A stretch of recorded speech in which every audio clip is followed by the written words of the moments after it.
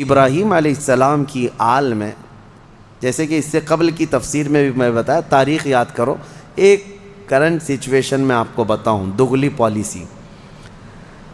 ابراہیم علیہ السلام کے ایک بیٹے اسحاق علیہ السلام ہیں، ان سے پوری بنی اسرائیل ہے، جو آج یہودی بھی ہیں یا اپنے آپ کو بنی اسرائیل کہتے ہیں، اور دوسرا پورا عرب، میرے آقا صلی اللہ علیہ وسلم اور پورا عرب، یہ بنی اسماعیل ہے۔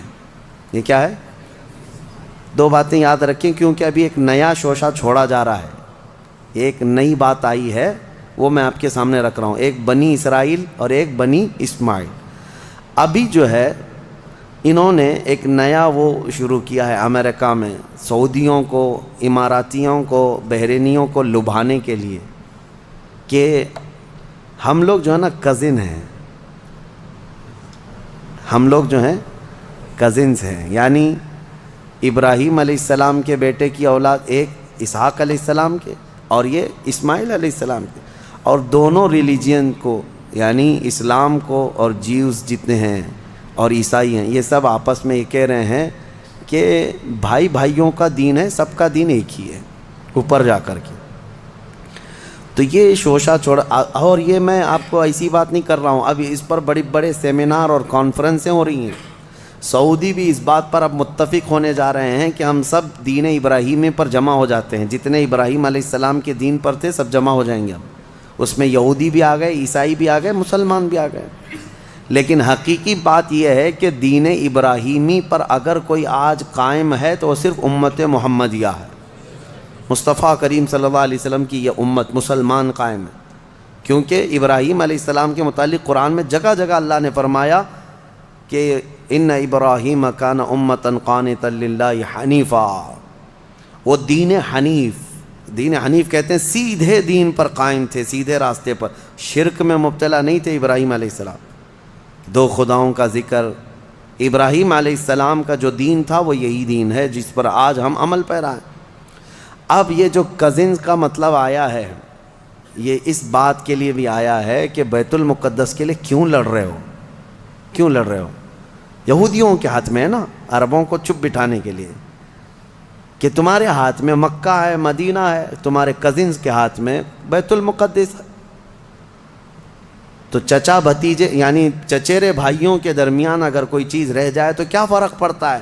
انہوں نے اس طرح سے اس کو ڈائیورٹ کر دیا ہے، چچیرے بھائیوں کی لڑائیاں ہیں۔ خیر، یہ ایک مسئلہ اپنی جگہ پر۔ اب میں آتا ہوں ہمارے یہاں کے اندھ بھکتوں کے لیے، جو یہودیوں کی چاٹتے ہیں اور ان کو اپنا آقا و ماوا تسلیم کرتے ہیں، اسرائیل کے گلے سے گلے لگتے ہیں، ہمارے صاحب بھی جا کر کے گلے لگتے ہیں۔ آپ کو پتہ ہے اسرائیل کے پرائم منسٹر سے بڑی گہری دوستی ہے، لیکن ان کو پتہ نہیں اسرائیل کے سارے لوگ بتوں کو توڑتے ہیں، بتوں کی پوجا نہیں کرتے، وہ یہودی ہے نا۔ تو یہ ان سے پوچھیں کہ تمہارے باپ داداؤں میں سے، یا خاص طور پر ابراہیم علیہ السلام نے تو بتوں کو توڑ مارا تھا، تو یہ وہاں پر نہیں سوال کریں گے، کیونکہ یہودی ہیں، پاور ان کے پاس ہے، تو گلے لگ جاؤ، گلے لگ جاؤ، جہاں جہاں پاور دکھے گا وہاں پر گلے لگ جاؤ، اور جہاں غریب ہیں وہاں گائے کا پیشاب یاد آئے گا، وہی پورے جنگ کا ذریعہ بن جاتا ہے۔ ہاں، بیسک وجہ یہاں پر بن جاتی ہے۔ بہرحال یہ دغلی پالیسی ہے۔ ان لوگوں سے تمہاری دوستی کیسے ہو سکتی ہے؟ میں ان لوگوں سے کہتا ہوں، آئیڈل ورشپرز جتنے بھی ہیں، ان کی دوستی ان سے کیسے ہو جاتی ہے جو یہودی ہیں یا عیسائی ہیں؟ وہ بالکل بتوں کی پوجا نہیں کرتے، اور وہ بتوں کو توڑتے ہیں، اور ان کی کتابوں میں موجود ہے، یہودیوں کی کتابوں میں بھی، کہ بتوں کو جہاں پاؤ وہ توڑ دیا گیا ہے۔ حضرت ابراہیم علیہ السلام کا یہ واقعہ موجود ہے، تو پھر ان کی دوستی کیسے ہے؟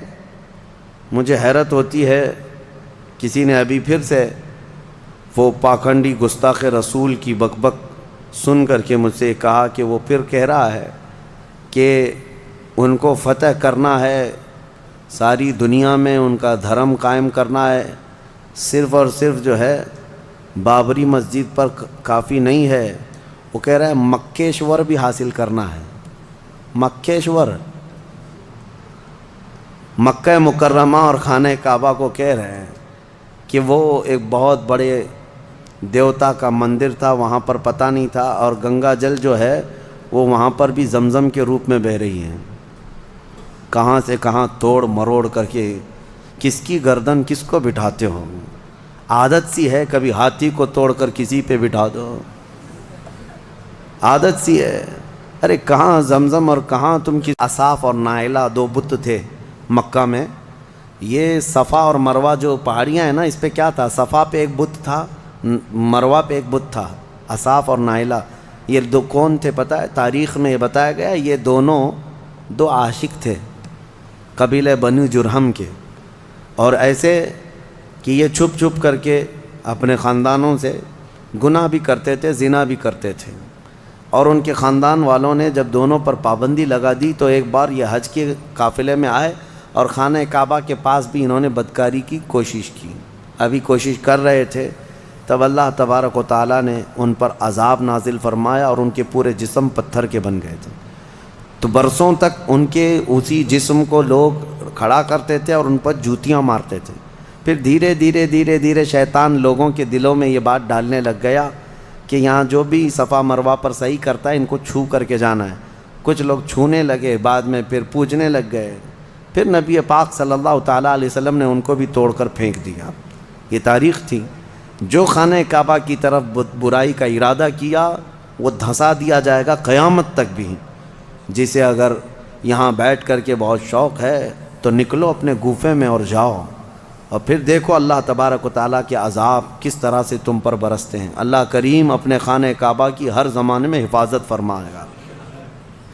میں بات عرض کر رہا تھا ابراہیم علیہ السلام نے بتوں کو توڑ دیا تھا. اب ان کے لیے ایک آگ جلائی گئی، بہت بڑی آگ جلائی گئی جس کے شعلے آسمان سے باتیں کرتے تھے. ابراہیم علیہ السلام کو منجنیق میں رکھ کر کے اس آگ میں ڈال دیا گیا، اور اللہ کا حکم آیا جو آج ہم نے تلاوت کیا، قلنا یا نار کونی بردا وسلاما علی ابراہیم. ہم نے کہا اے آگ ابراہیم پر ٹھنڈی ہو جا.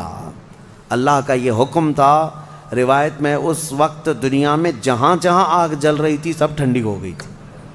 حکم تھا ایک آگ کو، لیکن دنیا میں جہاں آگ بھی جلی تھی سب ٹھنڈی ہو گئی. ابراہیم علیہ السلام اس آگ میں کئی دن تک رہے، گھنٹہ دو گھنٹہ نہیں، کئی دن تک رہے. جب آگ ٹھنڈی ہو گئی ابراہیم علیہ السلام اس راکھ سے اپنے کپڑے جھاڑتے ہوئے باہر تشریف لائے. کچھ بھی نہیں ہوا تھا کیونکہ اللہ تبارک و تعالیٰ جس کی حفاظت فرمائے. ابراہیم علیہ السلام کو آگ نہ جلائی. پھر لوگوں نے جب یہ دیکھا معجزہ تو آپ پر ایمان لے آئے. پھر حضرت ابراہیم علیہ السلام وہ عراق کا شہر بابل ترک کر دیا، وہاں سے نکل کر کے پھر آپ مصر تشریف لائے، فلسطین کی سرزمین جو اس وقت مصر کا حصہ ہوا کرتی تھی. وہاں پھر آپ رہنے لگے، اور پھر حضرت اسماعیل علیہ السلام، اسحاق علیہ السلام کی پیدائش کا جو معاملہ آگے بڑھا، وہ پھر اس اپنے وطن کو ترک کرنے کے بعد ابراہیم علیہ السلام کا جو اصلی شہر ہے وہ بابل ہے، جس کو بیبیلون کہا جاتا ہے. عراق میں آج بھی وہ شہر ہے. دنیا کی سب سے پرانی سٹی، اولڈسٹ سٹی جس کو کہتے ہیں بیبیلون، بابل ہے. وہ ابراہیم علیہ السلام کی پیدائش کا مقام ہے. تو بہرحال ابراہیم علیہ الصلاۃ والتسلیم کے ساتھ یہ چیزیں پیش آئی. اس کے بعد پھر ان کی زندگی کا اور بھی طویل واقعہ 23ویں پارے میں انشاءاللہ عرض کروں گا. اس پارے میں حضرت ایوب علیہ السلام کے متعلق بھی ذکر آیا ہے، حضرت یونس علیہ السلام کا بھی، کہ یونس علیہ السلام مچھلی کے پیٹ میں جب گئے تھے تو اللہ فرماتا ہے وَذَنُّونِ إِذْ ذَهَبَ مُغَاضِبًا فَظَنَّ أَن لَّن نَّقْدِرَ عَلَيْهِ فَنَادَىٰ فِي الظُّلُمَاتِ أَن لَّا إِلَٰهَ إِلَّا أَنتَ سُبْحَانَكَ إِنِّي كُنتُ مِنَ الظَّالِمِينَ. یونس علیہ السلام نے ان اندھیریوں میں پکارا تھا، مولا تیرے سوا کوئی معبود نہیں، تجھے بلندی ہو پاکی ہو، میں آگے بڑھ جانے والوں میں سے ہو گیا. تو اللہ تبارک و تعالیٰ فرماتا ہے ہم نے ان کی دعا قبول کر لی اور ان کو غم سے آزاد کر دیا. 3 نبیوں کا ذکر ایسا ہے کہ جنہوں نے جیسے ہی پکارا اللہ نے فوراً ان کی دعا قبول کی. ایک ایوب علیہ السلام. تینوں کے جملے سن لیجیے، تینوں کے جملے. ایوب علیہ السلام کو آزمائش میں مبتلا کیا گیا تو سخت بیمار ہوئے تھے. انشاءاللہ وہ 23ویں پارے میں ان کا تفصیلی ذکر آئے گا. بہت سخت آزمائش میں مبتلا تھے، جسم پورا بیمار. اس وقت انہوں نے جب ان کی زبان کٹ گئی تھی تو یہ جملہ کہا تھا وَأَيُّوبَ إِذْ نَادَى رَبَّهُ أَنِّي مَسَّنِيَ الضُّرُّ وَأَنْتَ أَرْحَمُ الرَّاحِمِينَ وَأَنْتَ أَرْحَمُ الرَّاحِمِينَ، اے مولا تکلیف تو مجھے پہنچی ہے لیکن تو ارحم الراحمین ہے، تو سب سے زیادہ رحم کرنے والا۔ اس کے فوراً بعد اللہ فرماتا ہے فَاسْتَجَبْنَا لَهُ فَكَشَفْنَا مَا بِهِ مِن ضُرٍّ، ہم نے ایوب کی دعا سن لی اور جو انہیں تکلیف تھی فوراً اس کو ہم نے دور کر دیا۔ یہ ایوب علیہ السلام کی سن لی، ادھر یونس علیہ السلام کی سن لی۔ یونس علیہ السلام کا جملہ کیا تھا؟ لا الہ الا انت سبحانک انی کنت من الظالمین۔ اس کو اسم اعظم بھی کہا گیا ہے، بہت تیز دعائیں قبول ہوتی۔ تیسرے نبی کا ذکر ہے، حضرت زکریا علیہ السلام، اولاد نہیں تھی، بڑھاپا آ گیا تھا، تب انہوں نے یہ کہا تھا ربی لا تذرنی فردن وانت خیر الوارثین، اے میرے رب مجھے تنہا مت چھوڑ، مجھے اکیلا مت رکھ، تو بہترین، تو خیر الوارثین ہے، بہتر وارث دینے والا ہے، سب کا بہترین وارث تو ہی ہے۔ تو یہ دعا حضرت زکریا علیہ السلام کی اللہ کو پسند آئی، اے اللہ مجھے اکیلا مت چھوڑ، تو خیر الوارثین ہے۔ اللہ فرماتا ہے فَاسْتَجَبْنَا لَهُ وَوَهَبْنَا لَهُ يَحْيَىٰ، ہم نے زکریا کی دعا سن لی اور فوراً ان کو یحییٰ علیہ السلام کی شکل میں بیٹا عطا کیا۔ تین دعائیں میں نے آج آپ کو بتائی ہیں، ایک ایوب علیہ السلام کی، ایک یونس علیہ السلام کی، ایک زکریا علیہ السلام کی۔ ایوب علیہ السلام نے بیماری میں دعا کی، یونس علیہ السلام نے اندھیریوں میں دعا کی، زکریا علیہ السلام نے بے اولاد ہونے پر دعا کی۔ یہ تینوں معاملات ہماری زندگیوں میں آتے ہیں، کوئی بے اولاد ہے، کوئی پریشان حال ہے اور کوئی بیمار ہے۔ یہ تین دعائیں یاد رکھیں، اللہ نے فوراً ان آیتوں کے بارے میں فرمایا، ان کے آیتوں کے بعد فرمایا، ہم نے فوراً قبول کیا، ان کی باتوں کو فوراً قبول کیا۔ یقیناً اللہ تبارک و تعالیٰ آج بھی قبول کرنے والا ہے۔ اور ایک آیت اللہ تعالیٰ نے اس بارے میں ارشاد فرمائی، مولا کریم فرماتا ہے کہ یہ سب نبیوں کے ذکر کے بعد یہ سورہ جہاں ختم ہونے کو آیا، آخر میں جہاں سورہ ختم ہونے کو آیا، اخیر سورہ میں رب تبارک و تعالیٰ آخری نبی کے بارے میں فرماتا ہے وَمَا أَرْسَلْنَاكَ إِلَّا رَحْمَةً لِّلْعَالَمِينَ، محبوب ہم نے آپ کو سارے جہانوں کی رحمت بنا کر بھیجا ہے، رحمت بنا کر بھیجا ہے۔ رحمت کا مطلب کیا ہے؟ رحمت جس کے ذریعے سے خوشیاں ملے، جس کے ذریعے سے مشکلات حل ہوں، جس کے ذریعے سے اللہ تعالیٰ تمہاری مصیبتوں کو دور کرے، وہ رحمت ہے۔ ماں بیٹے کے لیے رحمت ہے، باپ بیٹے کے لیے رحمت ہے، یہ سب رحمتیں ہیں۔ اور اللہ تعالیٰ کی سب سے بڑی رحمت اس دنیا میں کوئی ہے تو وہ محمد الرسول اللہ کی ذات صلی اللہ علیہ وسلم، وہ سب کے لیے رحمت ہے، وہ سب کے لیے رحمت ہے۔ حتیٰ کہ آپ کو میں بتاؤں، زمین و آسمان اس بارے میں لڑائیاں کرتے ہیں، زمین اور آسمان۔ اعلیٰ حضرت نے اس کو اپنے نعت میں لکھا ہے، خم ہو گئی پشت فلک استان زمین سے، یعنی آسمان بہت اپنی ڈینگیں، یعنی اپنی بڑائیاں بتا رہا تھا کہ مجھ میں چاند ہے، مجھ میں ستارے ہیں، مجھ میں سورج ہے، یہ سارے بڑے بڑے سٹارز آسمان اپنے اندر رکھتا ہے۔ تو زمین نے ایک ہی تانا دیا تھا، ایک تانا دیا تھا۔ اعلیٰ حضرت فرماتے ہیں خم ہو گئی پشت فلک، یعنی آسمان کی پیٹھ جھک گئی اس تانے زمین سے، زمین کے اس تانے کو سن کر۔ خم ہو گئی پشت فلک اس تانے زمین سے، سن ہم پہ وہ سرور دو عالم ہے، وہ رتبہ ہے ہمارا۔ ہمارے اوپر تو چاند سورج ستارے جس سے فیض پاتے ہیں وہ محمد الرسول اللہ زمین میں ہے۔ میرے عزیزو آپ کو میں بتاؤں، رسول پاک صلی اللہ تعالیٰ علیہ وسلم ملائکہ کے لیے رحمت ہیں کہ نہیں؟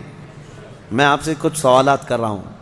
اور اللہ کے کئی عالم ہیں، عالم یعنی کئی دنیا ہیں، کئی جہاں ہیں، ہاں وہ ہر عالم کے لیے ہیں رحمت ہیں، وہ ملائکہ کے لیے رحمت ہیں، جنات کے لیے رحمت ہیں، نباتات کے لیے رحمت ہیں، جتنے اللہ تعالیٰ کی مخلوقات ہیں سب کے لیے کیا ہے میرے مصطفیٰ؟ رحمت ہیں۔ شاعر نے بڑے اچھے انداز میں کہا ہے وہ ہر عالم کی رحمت ہیں، کسی عالم میں رہ جاتے یا ان کی مہربانی ہے کہ یہ عالم پسند آیا، یا ان کی مہربانی ہے کہ یہ عالم پسند آیا۔ میرے عزیزو یہ قربان جاؤ میرے مصطفیٰ کریم کے اس روئے زمین پر کہ آقا ہمارے درمیان میں ہے، ورنہ وہ ملائے اعلیٰ میں رہتے، وہ فرشتوں کے درمیان رہتے، وہ جنتی حوروں کے درمیان رہتے، لیکن مولا رسول کریم صلی اللہ تعالیٰ علیہ وسلم کو ہمارے درمیان میں رکھا۔ یہ حضور کی اپنی پسند تھی اپنی امت کے ساتھ رہنے۔ اور یہ بھی میں آپ کو بتا دوں، قیامت کے دن کیا میرے نبی صلی اللہ تعالیٰ علیہ وسلم پچھلی امتوں کے لیے رحمت نہیں ہوں گے؟ آدم علیہ السلام سے لے کر عیسیٰ علیہ السلام تک کے ہر امتی کے لیے حضور رحمت ہے، سب کے لیے رحمت ہے، سب کا حساب حضور کی شفاعت کے بعد ہونا ہے۔ لیکن اس کے باوجود میرے آقا صلی اللہ علیہ وسلم قیامت کے دن اگر کہیں نظر آئیں گے تو وہ اپنے امتیوں کے بیچ میں نظر آئیں گے، ہمارے درمیان نظر آئیں گے۔ لوگ نبی پاک صلی اللہ تعالیٰ علیہ وسلم کے ارد گرد ہوں گے۔ عزیزان گرامی وقار، اب یہاں پر ایک بات میں عرض کرتا ہوں، ایک آیت میں پڑھتا ہوں، آپ خود سمجھ جائیں گے۔ 11ویں پارے میں یہ آیت گزر چکی ہے، میں ترجمہ بتاتا ہوں اور کس کی طرف اشارہ ہے آپ خود سمجھ لیں گے، پڑھے لکھے لوگ ہیں۔ اللہ فرماتا ہے قل بفضل اللہ وبرحمتہ فبذلک فلیفرحوا۔ یہ آیت کا ایک حصہ میں نے تلاوت کیا۔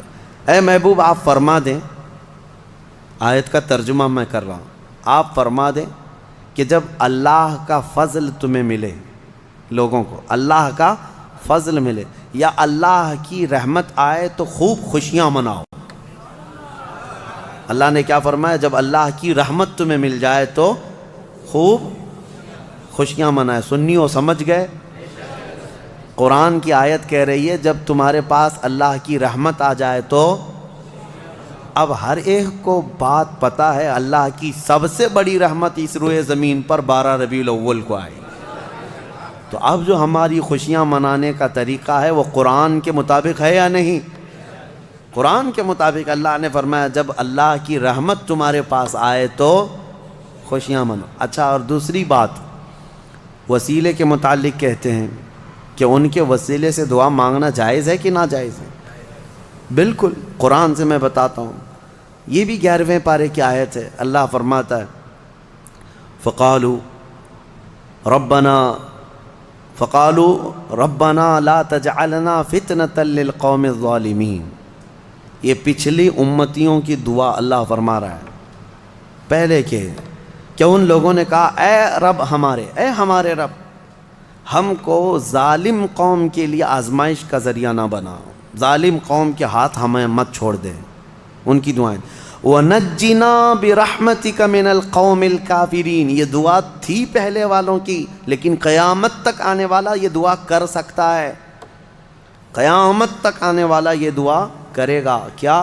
وَنَجِّنَا بِرَحْمَتِكَ مِنَ الْقَوْمِ الْكَافِرِينَ، اے ہمارے رب اپنے رحمت کے وسیلے سے، اپنی رحمت کے وسیلے سے ہم کو کافروں سے نجات دے دے، اپنی رحمت کے وسیلے۔ اور رحمت کون ہے؟ قرآن میں یہ لفظ آیا ہے وَنَجِّنَا بِرَحْمَتِكَ، تیری رحمت کے صدقے، تیری رحمت کے وسیلے سے ہمیں کافروں سے نجات دے دے۔ قرآن میں خود اللہ نے سکھایا اور خود فرماتا ہے وَمَا أَرْسَلْنَاكَ إِلَّا رَحْمَةً لِلْعَالَمِينَ، محبوب آپ تو پوری دنیا بلکہ سارے جہانوں کے لیے رحمت ہے۔ تو رحمت کا وسیلہ لے کر دعا کرنا قرآن کا حکم ہے۔ بہرحال نبی پاک صلی اللہ تعالیٰ علیہ وسلم رحمت للعالمین ہیں، جو نہ سمجھ سکے وہ اس کی خام خیالی ہے، بد نصیبی ہے، لیکن الحمدللہ میرے مصطفیٰ اس روئے زمین کے لیے بھی رحمت ہیں اور قیامت کے دن کے لیے بھی ہمارے لیے رحمت ہے۔ اللہ کریم میرے مصطفیٰ کی عاشقوں کی جماعت میں زندہ رکھے اور ان کے سچے عاشقوں میں ہی ہماری موت عطا فرمائے۔